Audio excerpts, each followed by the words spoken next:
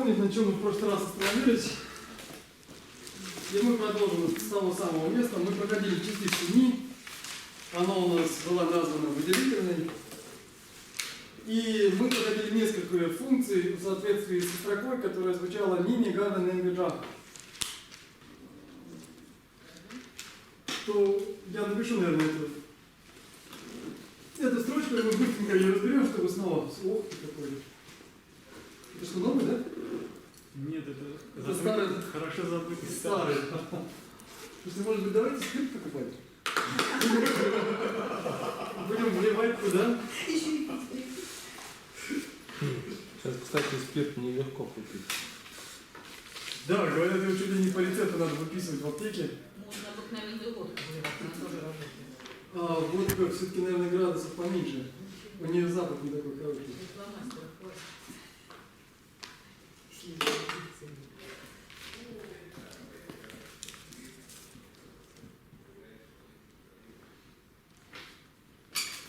Ну что у нас получается? Нина Гардан и Бедан. Мы проходили это в прошлый раз. Посмотрите вот на предыдущее занятие. Ни у нас, соответственно, что было? Что это у нас было? Что да ни? Что да ни? Что же? Да, вот так и было. Потому что ни, сама частица, она вот, подчеркивает предыдущую частицу, выделяет ее и говорится, что у ни значение что же до, и ни само получается что же до самой частицы ни, она выполняет, то есть она является показателем или частицей, которая выполняет или показывает, то есть выполняет две функции. Гамма, то есть это выделяет и немпа, подчеркивать, или усиливать. То есть таким образом ни, гарда, не бежа. Мы с вами в прошлый раз разобрали гара, то есть выделение. Помните, у нас было, мы писали про лошадь, там много разных примеров. И теперь мы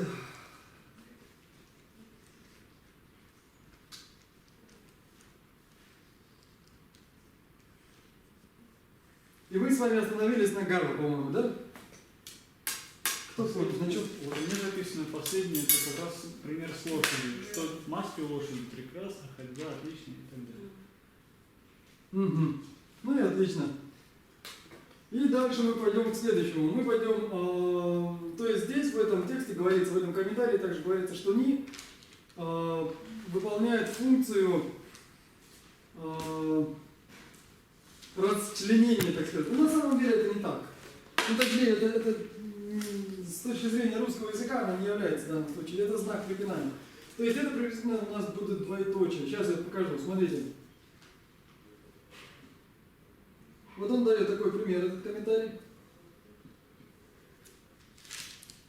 Кто-нибудь помнит, что такое трое врат или трое дверей?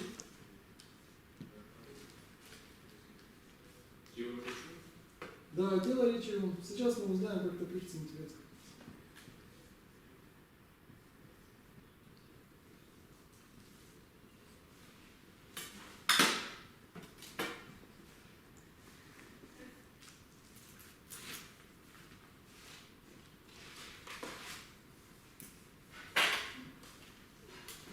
Ну давайте посмотрим, что у нас написано. Сразу посмотрим, где у нас находится частица ни. Здесь понятно,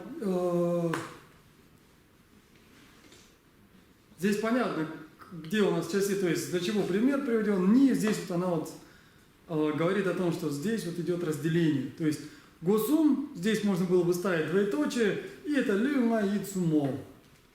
То есть го это дверь, врата, госум, то есть трое врат, соответственно, это что у нас? Трое врат это лю, на, и. То есть вот эти три, то есть тело, речь и ум.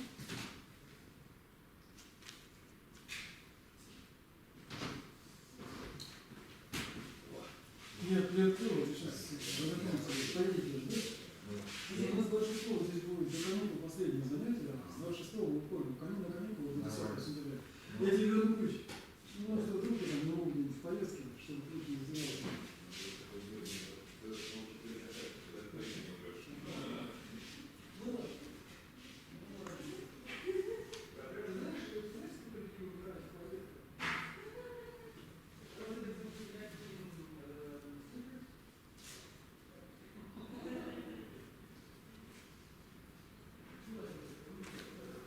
это? Ну, Сокращение. кругляшочек такой. Сум.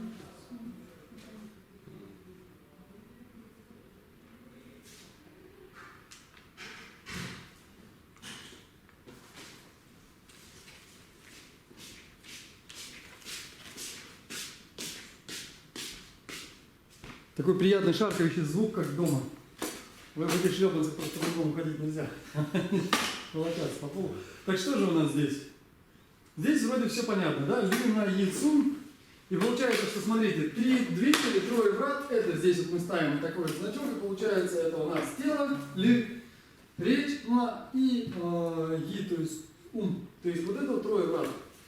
С точки зрения индийской культуры, это то, что, собственно, три уровня нашего бытия. То есть самый грубый уровень это был тело физическое. Речь это то, что мы слышим, но все же не видим, это было нечто более тонкое. А ум или мысли и так далее, это был самый тонкий уровень. Поэтому как бы вот все наши бытия, оно здесь описано вот этими тремя словами. Поэтому, собственно, для тибетской, вот для буддийской, индийской культуры и для вообще индийской культуры в целом это было очень важно, вот эти вот три уровня. И я сейчас напишу, чтобы вы постепенно привыкали. Я напишу. Есть такое понятие в тибетском языке.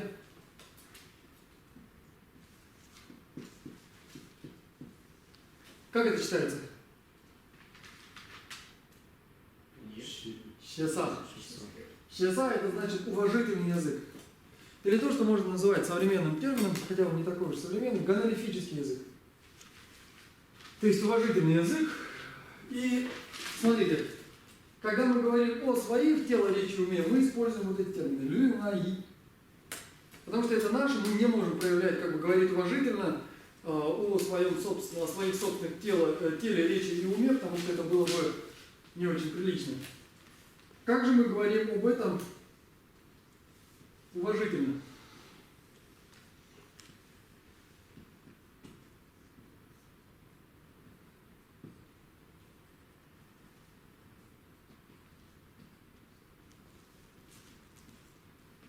Кусунту.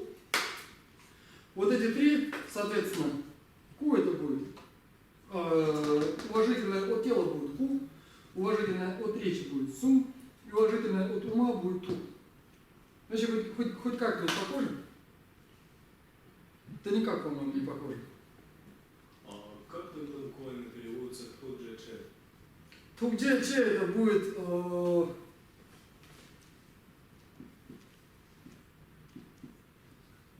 вот это вот что это у нас?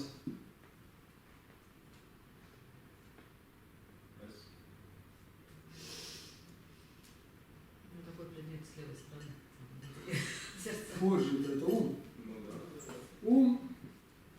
Где мы уже приходили? Что это? Владыка.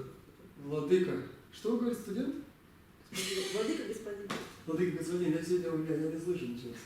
То где это будет владыка чего? Ума. А че?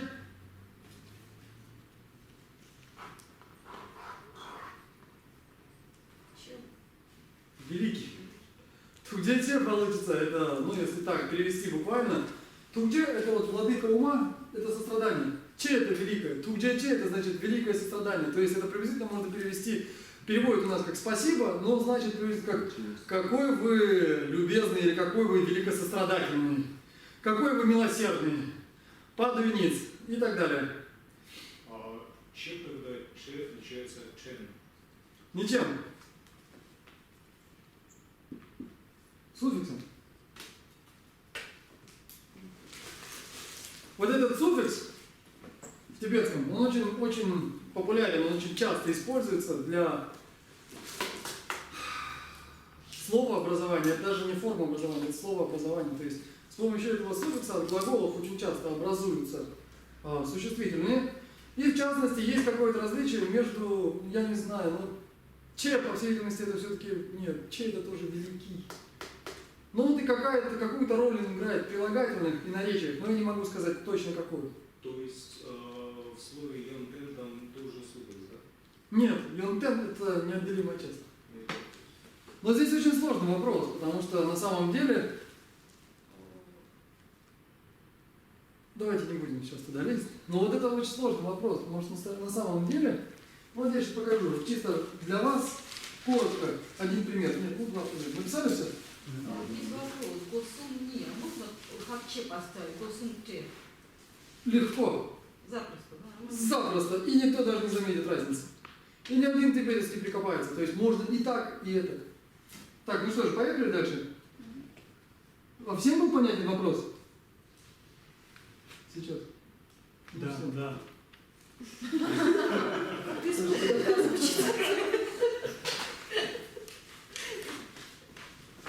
Помните, у нас был, ну давайте я перепишу, зря я начал стирать, я думал, что очевидно всем, поспешил чуть. Ну смотрите, у нас было здесь написано, откройте, пожалуйста.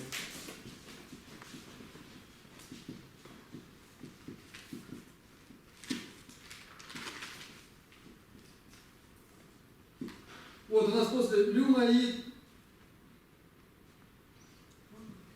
у нас ни стояло, помните? Вот вместо этой ни мы можем поставить легко. Они заменяются. Вот в данном случае они прям заменяются, никто даже не почувствует разницы. Более того, ну, это очень гармонично. То есть из тех частиц, которые мы с вами проходили, хакче сюда вставляется вместо ни прям хорошо. Все? Теперь смотрите, я вам покажу сейчас пару вещей. Смотрите. Как это читается? Ку. Ку – это глагол кува. Ударение куда у нас, если это глагол? Вначале. Кува, на первый слог. Да. Это воровать. Как будет вор? Вор будет писаться.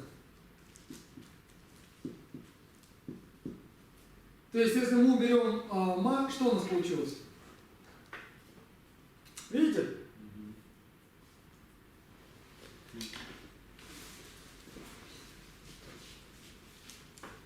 Что у нас еще есть из такого? Сейчас я вспомню. Примеров много, надо просто навскид вспомнить.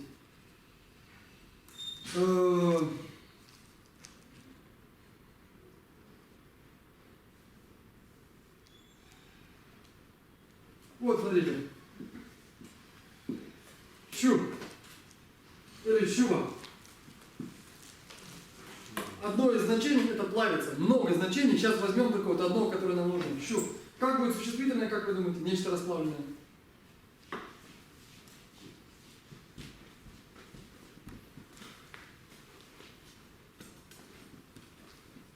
Щума.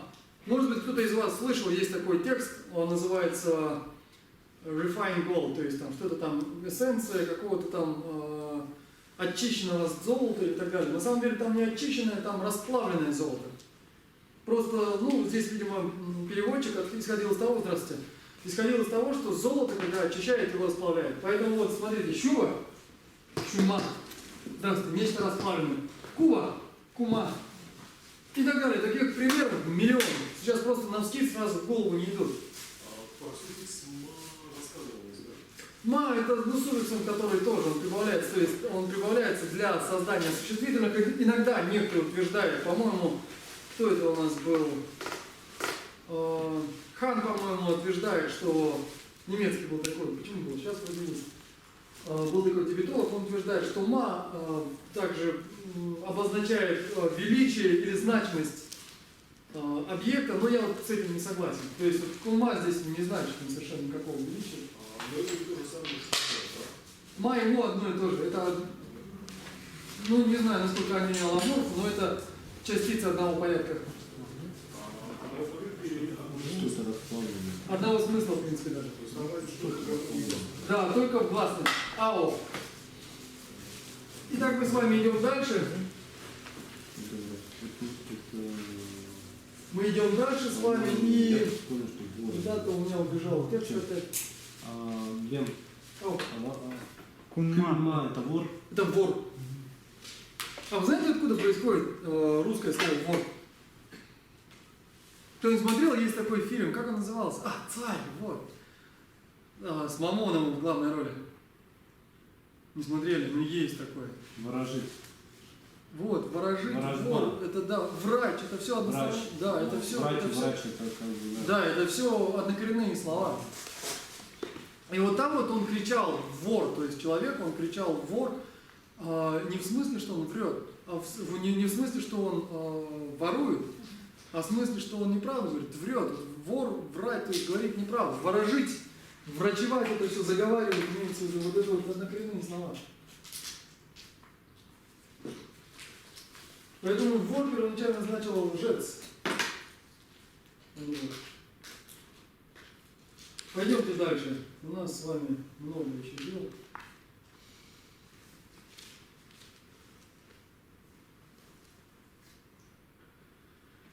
Дальше он говорит, что это также указывает на распространение. Но, боже мой, я думаю, что это вот все это надуманные функции, которые есть у нас в комментарии, поэтому мы их пройдем. Но в остальном это все, конечно, не совсем я с этим согласен, но пусть будет. Хуже от этого не будет. Чунлан. Лан, кто не знает, что это такое? Дорога. Путь, Хорошо, да. дорога, путь. Чун в данном случае, знаете, главный центральный. Чунлан, соответственно, центральная дорога, главная улица, можно сказать.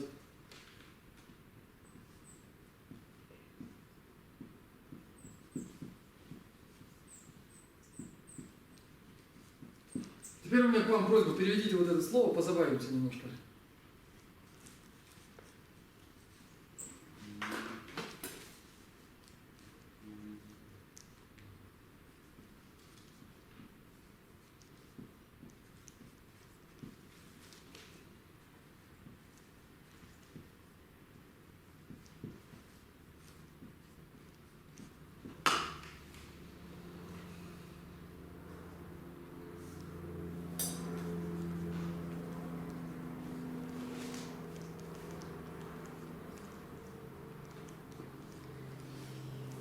Не пропускайте здесь, видите, Джимбо встала у меня, ну некрасиво, не поместилось.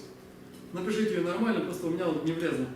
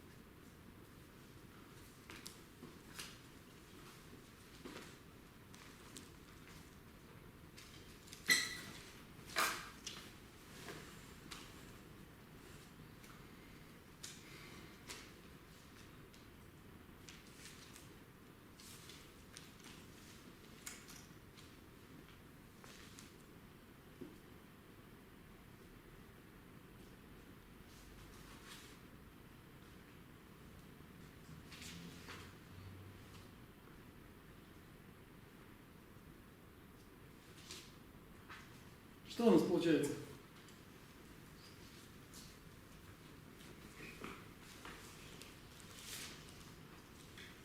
Что это могло быть?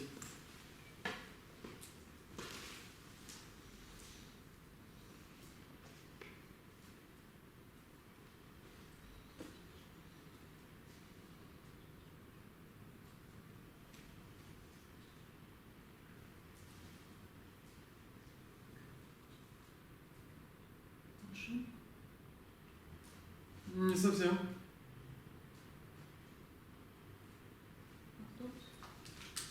Вот скорее всего это какой-то автобус. Здесь я не знаю, почему они написали лун. Видите, как написано лун? Вообще это очень странно все. То есть я не знаю, кто писал этот учебник. Здесь первое слово, скорее всего, идет без са. Первое слово без са, что у нас будет значить? У нас было это, 4 элемента у нас были. Ветер. Ветер, аккорд. Посмотрите, что такое аккорд. Колесо. Колесо. Что за колесо ветра или ветреное колесо? Эти, которые двигаются по главной дороге.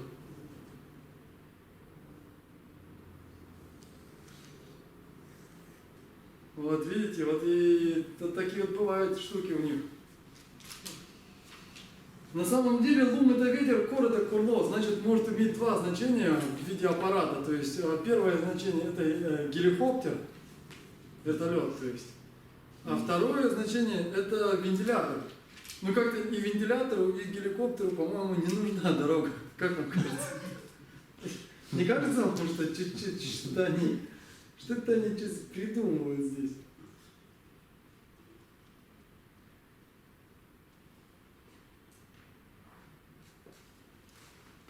Кор, значит, крыло или Колесо.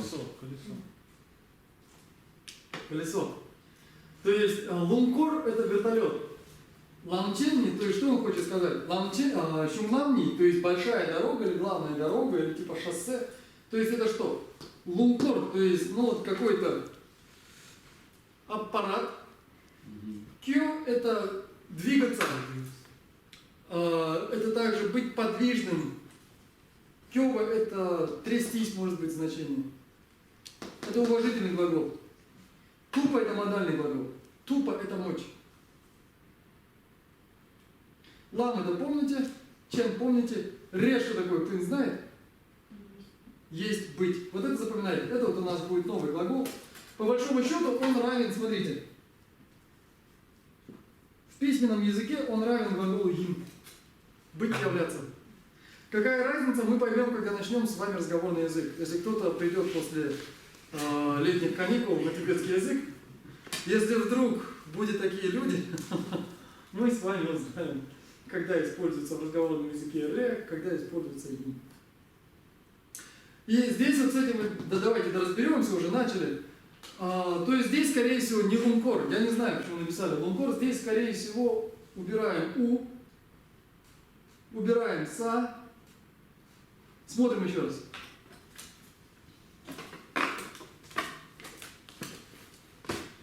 Смотрим еще раз в словарях. Что это у нас получается?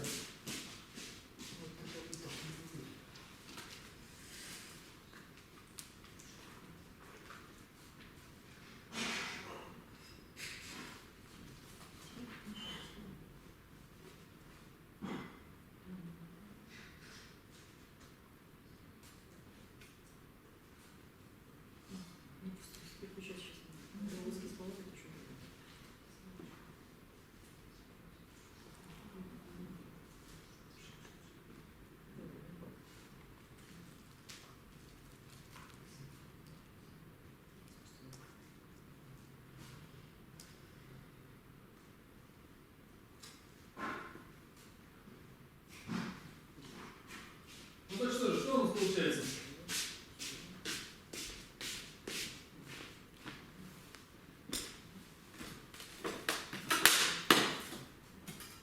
Ну, такого ломкор нет. Так, минуточку, почему ломкор? Если я сказал убираем у, Да, нет. Пар, почему же вы колесо. ищете лум, если мы Не, убрали? я неправильно сказала. Лам это пар, правильно. Кор это корло. Что это у нас будет? Ламкор. Что за пара колесо у нас? Паровоз, что ли? Паровоз. Это старое значение. А нынешнее значение, ну вот у них произошло так. Ага. Значит, вот этот агрегат ездит на пару, но потом, когда он уже не ездит на пару, но все равно у них осталось такое представление, что вот то, что похоже на это, надо называть так. И, соответственно, то, что давно уже не паровоз, а машина на двигателе внутреннего сгорания, все называется ланхор. Пароколесо, пароход у них по улицам. То есть, таким образом, что получается? Главная дорога или шоссе, скажем так, что это у нас? Это большая дорога, по которой может двигаться что? Машины. У него очень интересное представление вообще. А если там может, ну короче.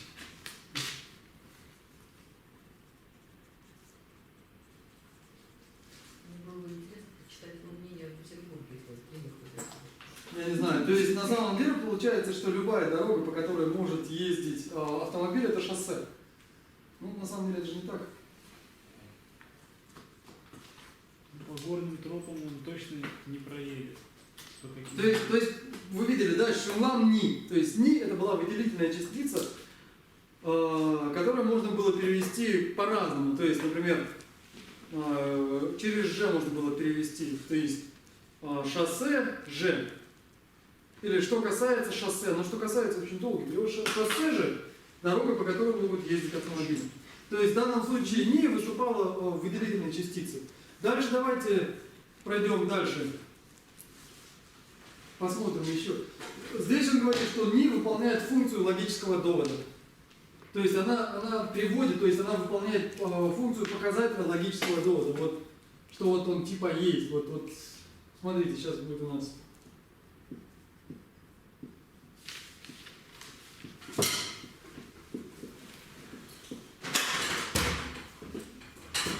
Ого.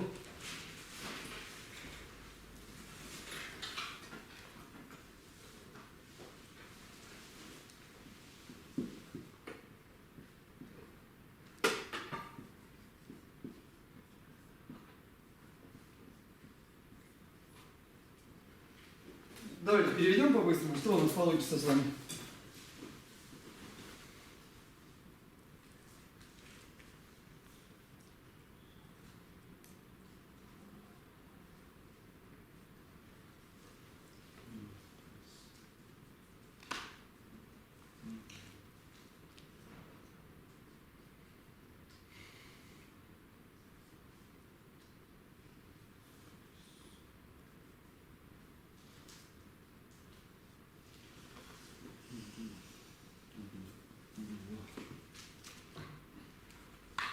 Ну что у нас там получается? Написали?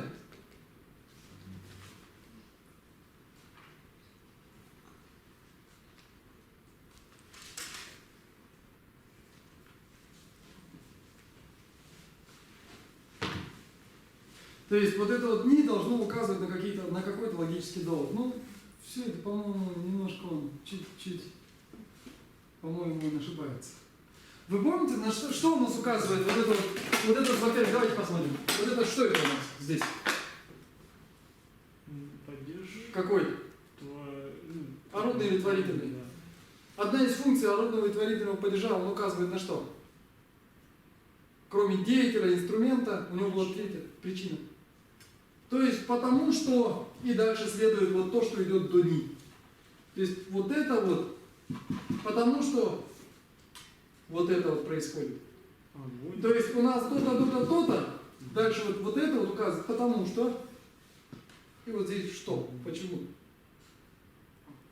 Огонь есть, потому что идет дым. Ой, Точно, огонь есть, потому что идет дым, или наоборот, дыма без огня не бывает. да, Ну точно, вот, точно. скорее наоборот.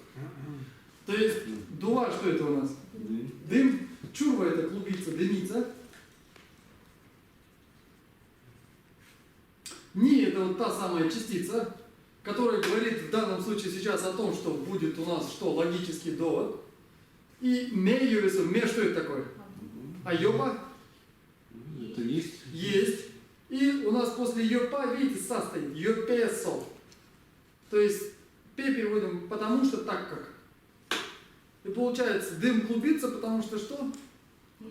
Есть огонь. А что такое «со»? Окончание. Ага. Ну, «со» может, конечно, значить зуб, но здесь вряд ли. То есть, если вы видите, что у нас перед стоит «са», и потом «со», скорее всего, указывает, что это «дзоцик», указывает на окончание предложения. То есть, по большому счету, он говорит, что дым есть вследствие того, что есть огонь. Да. Дуа чурвани, мейю песо. Вот обычно на вот этот «п» здесь в предложении ставится ударение «песо». Все? Написали? Здесь вот он говорит о том, что вот это «ни» указывает на присутствие вот этого. То есть вот «ни», она как бы ведет за собой, она вызывает, она ведет, указывает на логический довод, который будет следовать. Я не знаю, что он пишет, но он хочет так, пусть будет. Нам главное разобрать примеры, понять, в каких местах эта частица как переводится. Все? И вот эта конструкция, она, такого утверждения такова, что есть «ни» и «пе» в конце. Не обязательно «пе». «Ни» и причина. Причина может быть выражена у нас многими средствами, в частности, орудием падежа.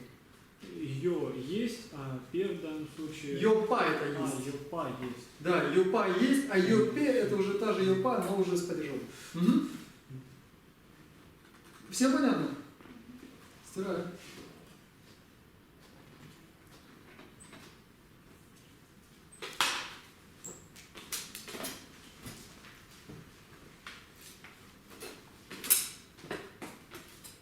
Дальше в комментарии он говорит, что вот это «ни» выступает также в качестве показателя определения.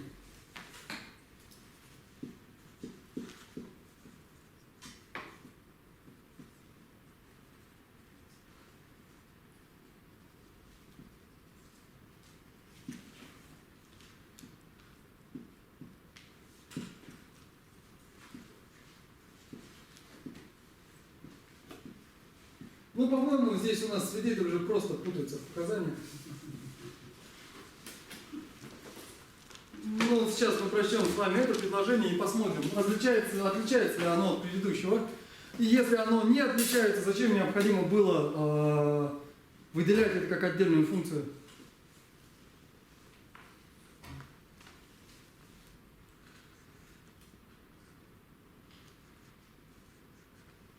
Как это у нас читается?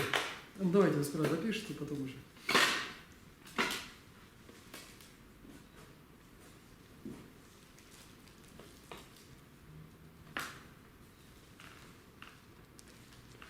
Вообще, кто-нибудь смотрел на эти замечательные картинки? Вот этот кто-нибудь видел? Замечательные черти, пилят какую-то замечательную Это картинка Малевича. Малевича. Ну просто так хорошо все у нас. Написали?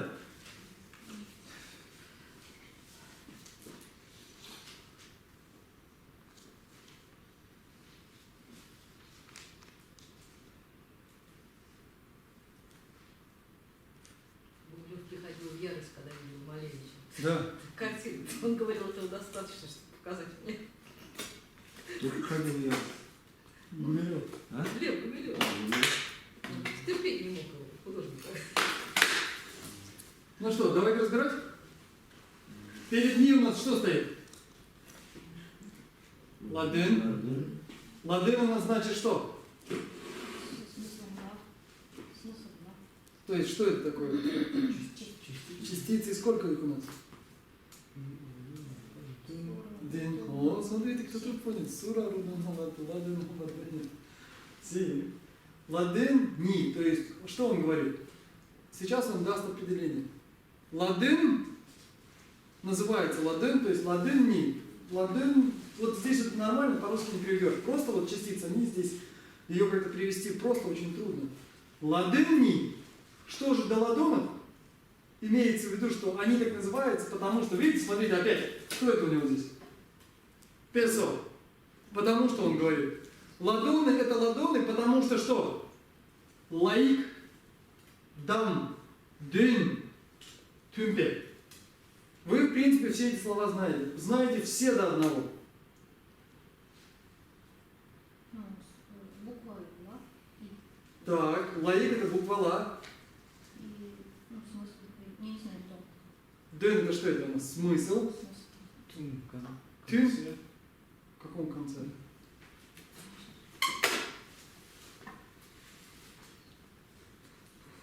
Есть такой принцип, не знаю, придумаю, не помню, совру.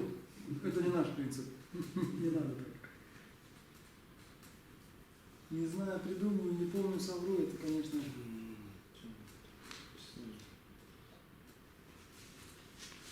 Давайте либо в словаре посмотрим, либо найдем в наших записях.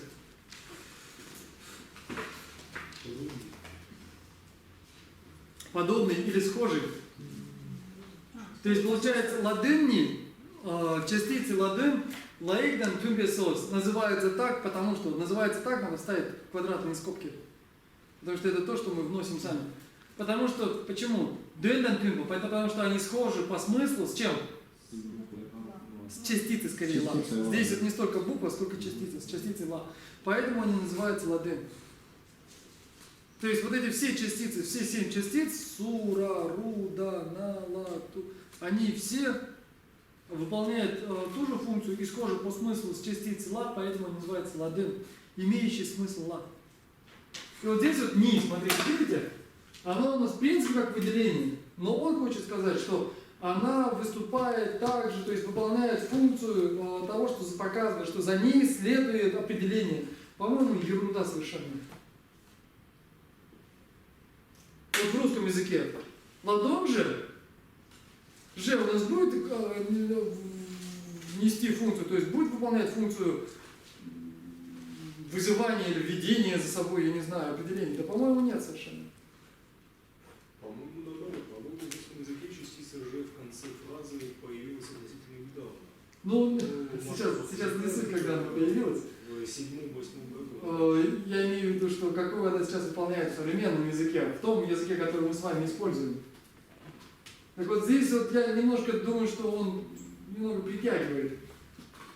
Но главное, что нам понятно, что здесь делает частица «ми». Всем понятно?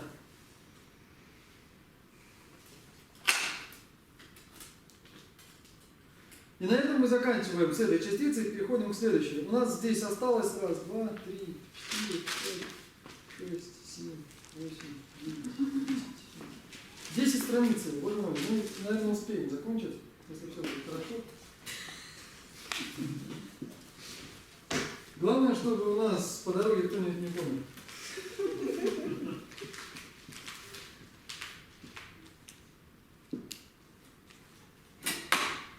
На самом деле не смешно. Мы вот так вот учились в университете. У нас были не дошедшие. Не смешно. Представляете себе? У нас мальчик умер, когда жара стояла 45 градусов тепла. А его родственники могли приехать только то ли через день, то ли... Ну, это же кошмарно. С другой стороны, за него молился весь университет. По-моему, клево. Простите, молитва какой религии? Нашей православной. Православной. Не, ну, буддийский университет, но там молились, и бонцы за него молились. Ну, вы знаете, да, бонцы это не буддийское. Да я-то знаю как раз. Так вот, за него молились. Наоборот, спросите. Там интересно было, когда такие вот случаи, такие события у нас происходили, какие-то неприятные, то обычно молились все, и буддисты, и не буддисты. И, соответственно, когда у бонцев что-то происходило, тоже молились все, и буддисты, и не буддисты.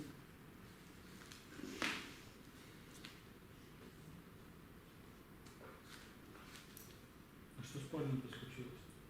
Он на интеллекте был. У него сердце не держало.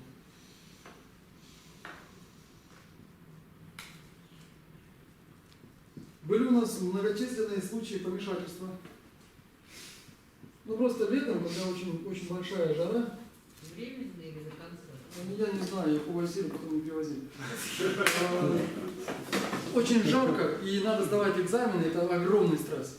И ну, вот у некоторых ребят психика не выдерживает. Для преподавателя тоже, между прочим, стресс. Представляете, сидеть 6 часов и что слушаешь во время этого? Ну, один из них у нас утопился. Преподаватель? Да. Простите, а кого вы говорите? Там на входе было написано: оставь надежду всякие приходящие сюда за знаниями. А снизу такими мелкими буквами было написано: а ты написал завещание? Ну и, собственно, вот так вот было.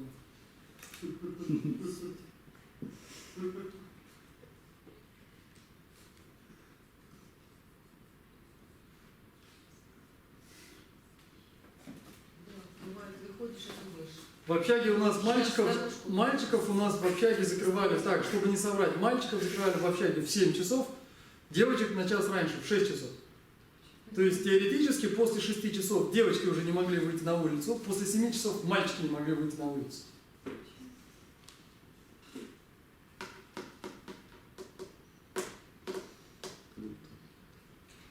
Давайте переводить будем.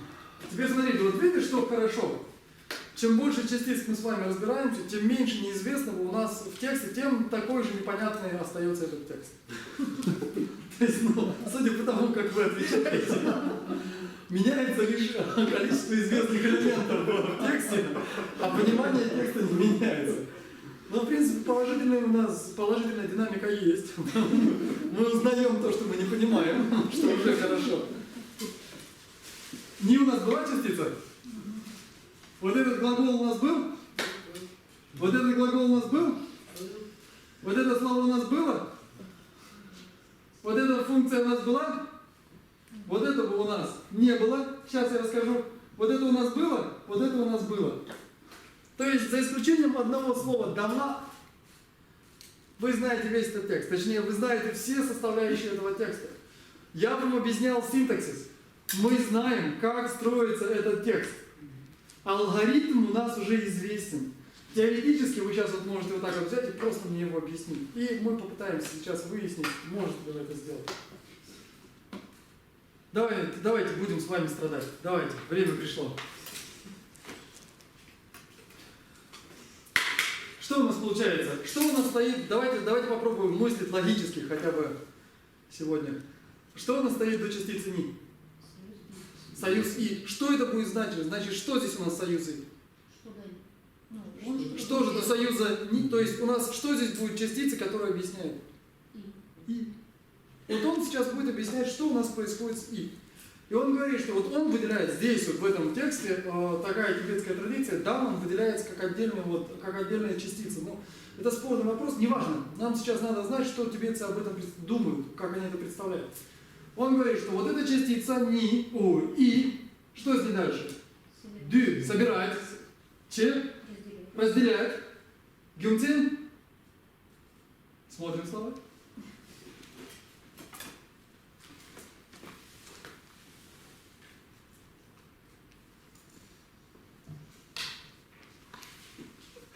Саша принес словарь, но так нет, хотя в него лезет.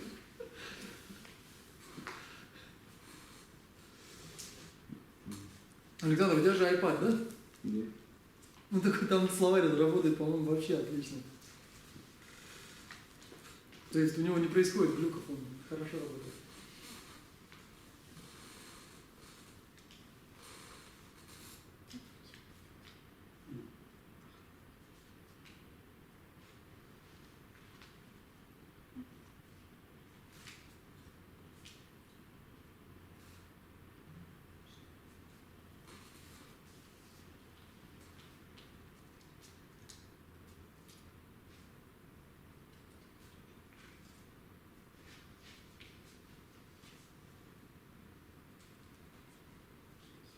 Вы помните, что причина?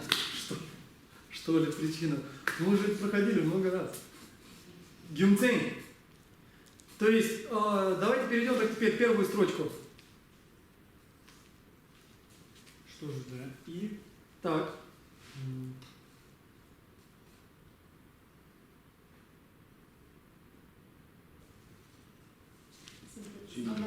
Вы знаете, так нечестно. Что же да «и», я вам уже перевел. То есть вы сейчас просто повторили то, что я сказал. Вы что-то начали говорить, пожалуйста. Короче говоря, вот в этих 5 случаях она присоединяется, вот эти вот 5 случаев, 5 функций. Она выполняет 5 функций. Вот эта вот «и» частица выполняет, то есть она выполняет 5 функций. То есть какие у нас? «Дю». Что это? Собирает. А теперь представьте себе гипотетический случай, когда союз «и» выступает в функции собирания. Перечисление какое-то. Слава Богу. Мы что-то начинаем понимать. Че разделяет? Но у него разделять имеется в виду, если у нас сперва стоит что-то, что разделяем, а потом, когда мы перечисляем члены того, что мы разделили, это тоже будет у него выполняться союзом «и». Это разделение. То есть 3 драгоценности это. И вот он будет через их перечислять. Это Будда, Исанха и Дхарма. Немножко по-русски звучит странно, но по-тибетски это очень хорошо. Дальше это может значит гюмцен.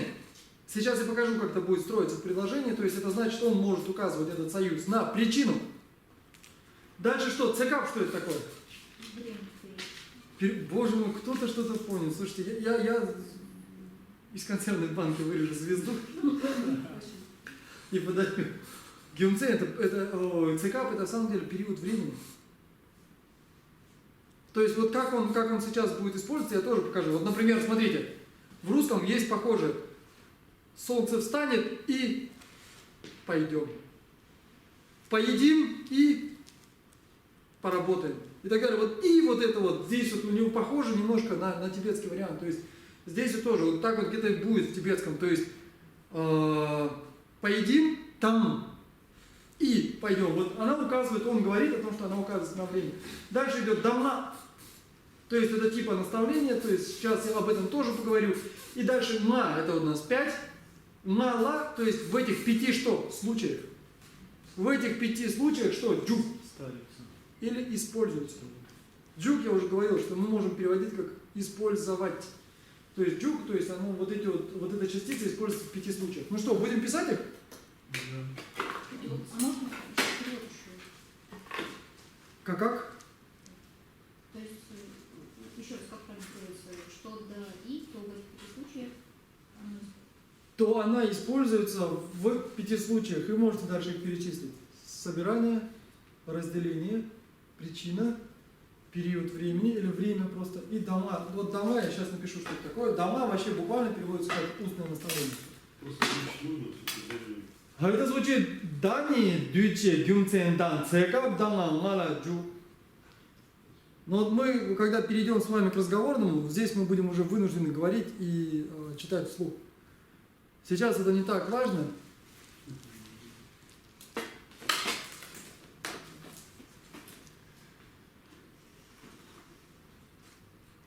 Стирали. Стирали?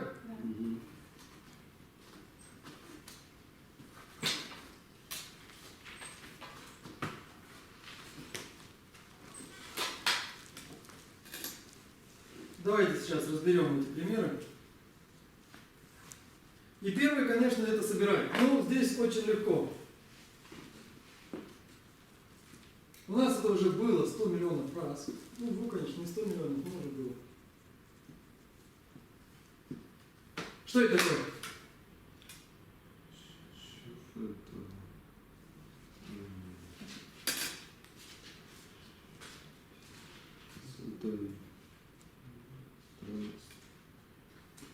Страна света. Какая? Отлично, какая? Юг. Восток. Это Восток. Давайте запоминать, я же просил. Ребята, заучивайте. Видите, у нас примеры все одни и те же. На самом деле мы работаем с вами, ну, максимум, наверное, 800 слов. Может быть, меньше даже. Очень небольшое количество слов. Если вы их запомните, то, в принципе, у вас...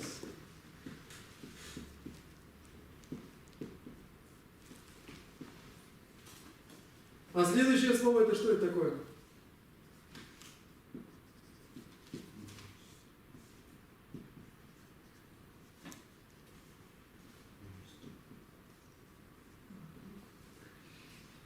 Юг, правильно.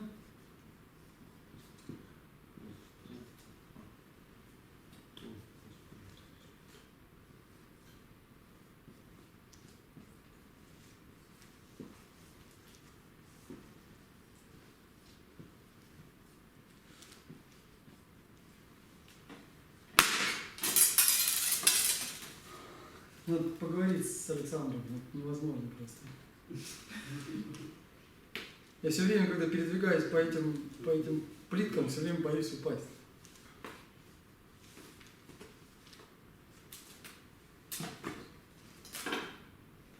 Что у нас получается?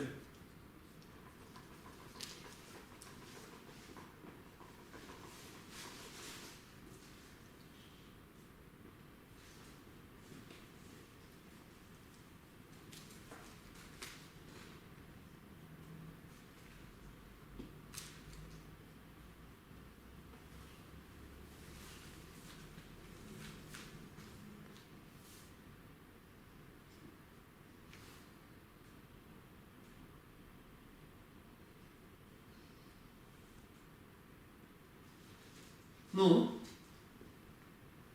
Восток, юг, запад и север. 4 стороны света. Правильно. Надо называть есть 4 стороны света. А вот эта частица Сейчас все напишут. Все написали? Давайте допишем.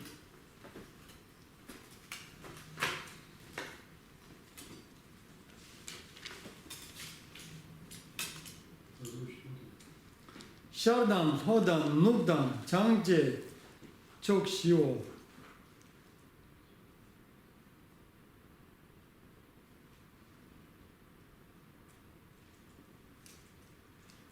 Шар что такое? Восток? Что такое? Юг? Смотрите, как мы идем. Здесь у них обычно порядок сторон света именно такой. Почему? Вот если это у нас мандалы, здесь у нас начинается вот отсюда, с востока. Если здесь у нас восток, запад где будет? Здесь, соответственно, юг, а здесь север. И вот идет восток, юг, запад, север. И вот так получается. С востока начинаем. Восточная сторона мандалы всегда перед нами. И здесь вот восток, юг, запад, север. Поэтому здесь идет шар, хо, ну, тян. Ну и, соответственно, есть еще промежуточные стороны.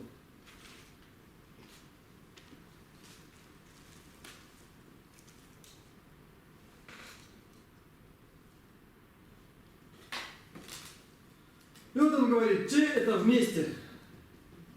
Че вот это слово, которое можно перевести как вместе. Что это получается? Шардан, ходан, нутан, чан, те. Вместе. То есть восток, юг, запад и север вместе. Чок, чио. Это 4 стороны света. Чок – это сторона света. Чок – это центральный, то есть это направление стороны света. Это не промежуточное направление. Потому что другим словом, есть специальное слово чок-цам, оно обозначает промежуточное направление. Чок значит 4, значит направление стороны света какое-то. То есть здесь у нас частица И, видите, она типа выступает объединителем и соединителем неким. Вот она соединяет И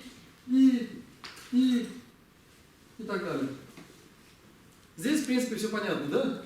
Теперь, если мы сделаем наоборот, смотрите, если мы поставим чок-щи в начале, а потом перечислим все эти стороны, что это будет? Разделение. То есть, собственно, что сейчас он сделает? Я сейчас напишу другой пример, но смысл будет тот. То же самое. У нас это было уже? С какими частицами это было? Ну, у нас было, были такие частицы, кама, тана, мама.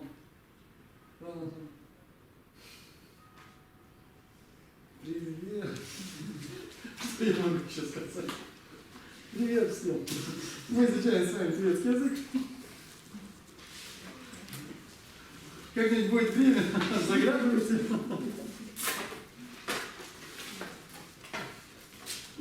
Посмотрите потом, посмотрите, поройтесь. Сегодня, если не забудете, будет время, посмотрите. Мы с вами уже... 11 Что? 11? Да, этих 11 частиц. Посмотрите, мы уже проходили это разделение. А если вперед вот эти вот поставить 4 стороны света, то после них и частицу не можно поставить? Нет, там будет по-другому. Стороны света. Вот не, извините, да, конечно. Вот можно написать вот так вот, смотрите, я перепишу просто так, для интереса, смотрите.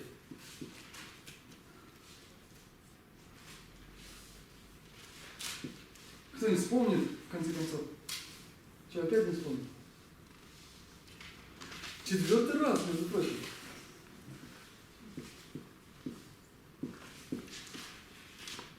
Я не буду все писать.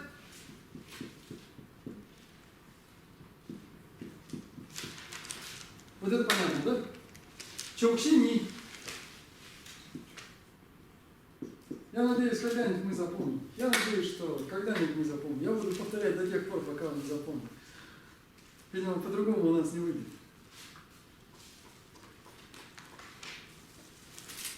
Чокшини, то есть получается 4 стороны света. Это, и вот здесь у нас будет шардам, ходам, нукдам, чамдам. Или чам, и там надо уже что-то, например, ставить чаммо, то есть какое-то окончание. То есть вот так это будет работать на разделение. Если у нас стоит то, что объединяется в конце, это будет соединение. Если наоборот, то, что мы делим, ставим спереди, то у нас будет разделение. Это понятно, да? Это очень просто. Например, команда первого класса – это Олег, Витя, Сережа и так далее. И наоборот, Сережа, Витя и так далее – это команда первого класса. То есть, собственно.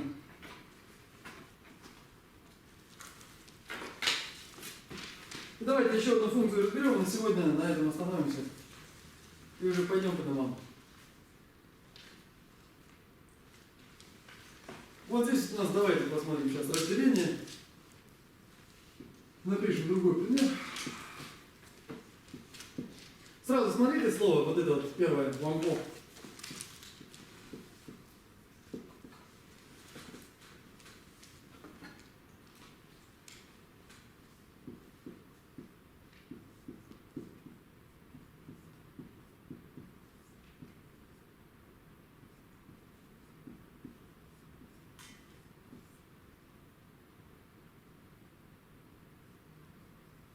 Между прочим, эти слова мы тоже все писали. Ну, кроме вампу, может быть.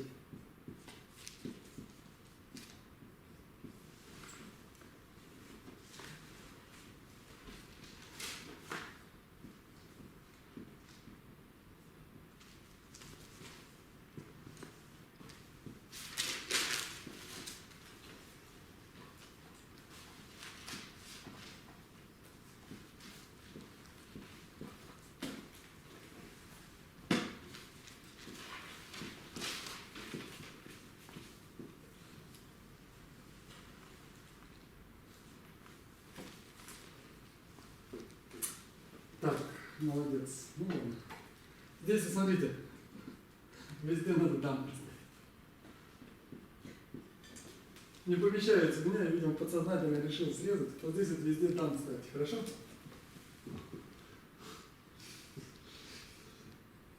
И все равно, наверное, не влезет.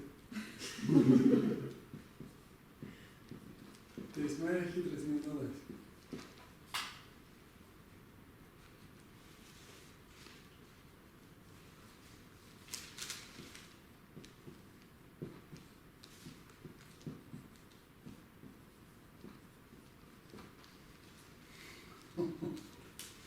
Смотрите, вот здесь вот это вот сюда выйдет.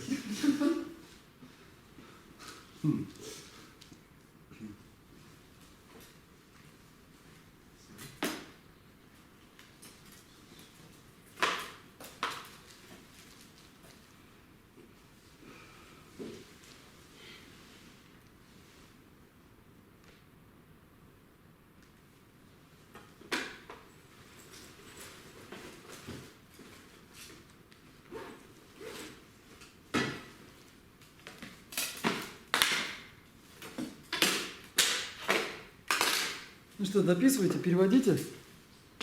У вас здесь одно неизвестное слово, которое повторяется 6 раз.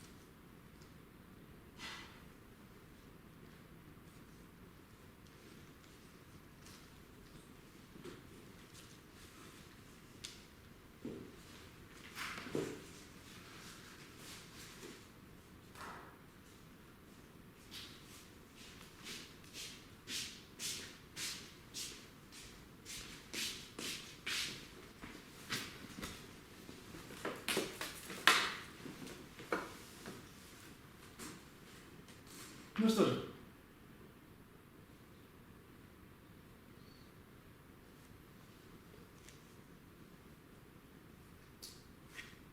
Как у нас вампо переводится? Орган чувства, да. Это то, что у нас в санскрите называется индрия. Индрия. А есть какое-то похожее слово? Индра. Похоже? Это, собственно, в санскрите это однокоренные слова. Индра это значит владыка, Индрия это значит господствующее нечто. То есть это... Тут еще переводится как господин или король. Ну, собственно, это и есть господин. Вот потому Индру и называют Индра, потому что он господин. Он владыка, владыка богов, верховный из богов, поэтому он владыка богов. Вампо также имеет значение как орган чувства. Почему орган чувства? Потому что это тот владыка или то главенствующая способность, та главенствующая способность, с помощью которой мы можем воспринимать объекты органов чувств. То есть видимое, осязаемое, обоняемое, тактильное и так далее. И здесь говорится, в Ампо-мане вот эти 5 органов чувств, или 5 индрий, они следующие. Какие они следующие? Миги Вампо, дан. То есть первое, это орган глаза. Нави Вампо, дан. Нава, что это такое? То ли ух, то ли нос. Я вас прошу, давайте запомним раз и навсегда. Сна – это будет нос. Как нос, только наоборот. А здесь рна – это ухо. Нави Вампо – это значит орган уха. Не Вампо. Видите, как написано? На, а потом родительный падеж. Видите? Не Вампо дан. Не Вампо – это значит орган носа. Запомните просто для себя, что это пишется как сна. Почти что тот же нос, но не нос, а сна. Вот запомните, что там буквы одинаковые. Сенне нос. Вампо. Дальше те Вампо. Это язык, орган языка. И люги Вампо. Это орган тела. Те вместе вот это все. Нао 5. То есть, видите, у нас то, что делится, основа для разделения стоит где? В начале. А затем она уже разделяется и используется частица дан, то есть вот этот союз и. И он здесь выполняет разделительную функцию. Он делит составляющие, отделяет их одно от другой. А в прошлый раз у нас было наоборот. Они все соединялись с помощью частицы дан, то есть с помощью союза и объект, то есть то, что объединялось, у нас стояло в самом конце. Это понятно? Ну, на сегодня, наверное, давайте здесь остановимся. А можно спросить, что с рыком читать? Вампо нави, меги вампо дан, нави вампо дан, не вампо дан, те вампо, люки вампо те нау. Вот это вот навада, не в высоком тоне.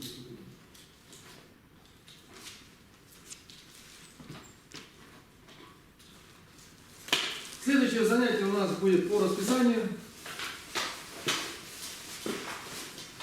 Как обычно, в понедельник в 5. Чаще зачем больше макевана кенгюзы кеваня бомевая годы году певающего то не товаром больше матована тованя бомевая годы году певающего. Канера векольвешин кансо кендан дева ману чубене шенези вандeze касо шабезеде бадо дингюрежи табер бабочи таркембада кузоза боде амбишинде деда кунгежезо дароji гевади датанже томо дусоже багеватанже мовагала чотонгавади дагегеве завади куня самбожо джерато бареги. Ну что же, спасибо вам большое. До новых встреч.